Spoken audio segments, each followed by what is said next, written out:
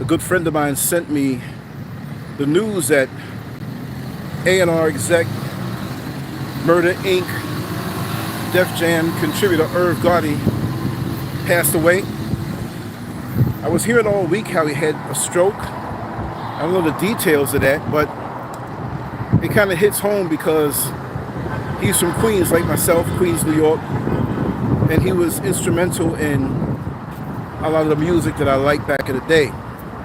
But we all have to go, so that's not anything new. But when you see someone who, whether he got along with everybody or not, we all have people who we like and don't like, and I hope you can hear me because the wind is really blowing. But you begin to play the numbers game, and then you say to yourself, I don't know what that was that dropped out of the sky. I hope it wasn't nothing bad. No birds up there. But like I said, when you get to a certain age, you start to play the numbers game. And the numbers game entail when you see somebody who I never knew the guy. Maybe back in the day I passed by him in the street, didn't know who he was. That's the way it is.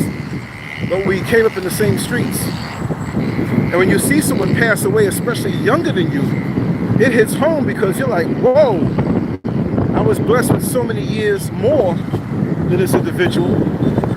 But it's not about that. You just do that, you know, and it strikes you in a way where you begin to see your own mortality. And that's what I'm talking about. It's like he passed his way at 64 and I'm trying to reach 62.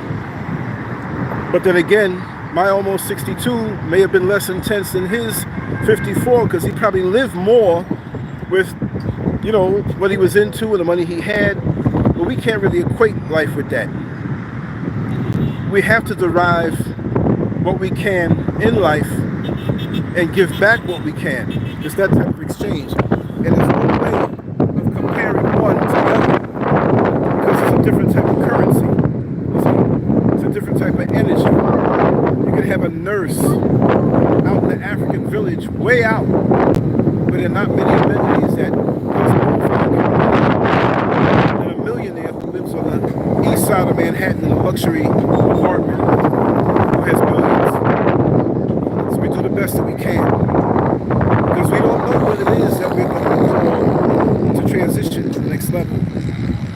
And that being said, in everything that I do, like I said earlier when I was on the show, I had to come out and do some runs, make some runs. So I'm out here and I'm enjoying myself.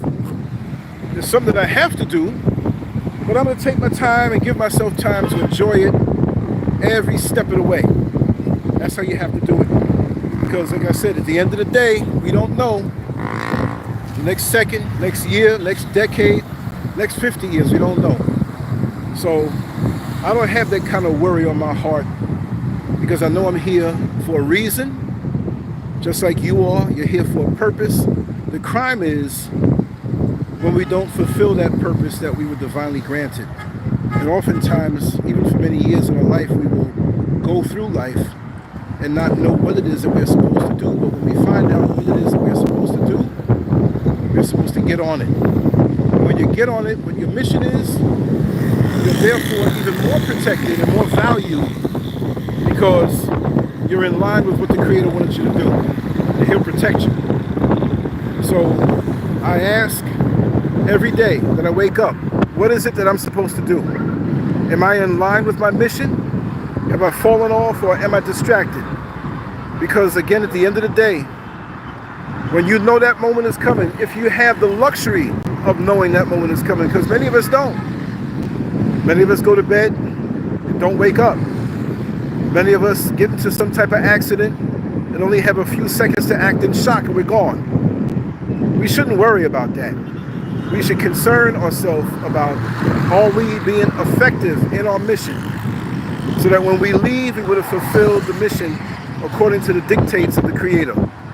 When we're in the engineered system, we're going to suffer a bit unnecessarily. When we come out of it and we can live free, eat the good fruits, enjoy good land to grow stuff with all the materials needed to fix our homes up, we can then now have more time to focus on the mission instead of worrying about survival. The Creator's world doesn't give you any worry. It's the man-made world that gives you the worry. And I don't want worry. I want to show concern. I don't want worry. So therefore, I try to lean away from worry, because worry is out of control. Worry is something that it just compounds and it goes out of control. You can't sleep at night. You can't eat. You're worried. You're worried. You're worried because you feel as though you're not in control. But me, I used to sometimes find myself in a place of worry and get out of it because I know that that's not where I'm supposed to be. There's nothing productive in worrying. So when you hear of people, individuals who are famous, celebrity, that have money, realize that all that couldn't save them. And if you don't have as much as they do, you can live just as much of a fulfilling life and enjoy your life and feel valued that you're contributing to the whole mosaic and collective of what your Creator wants.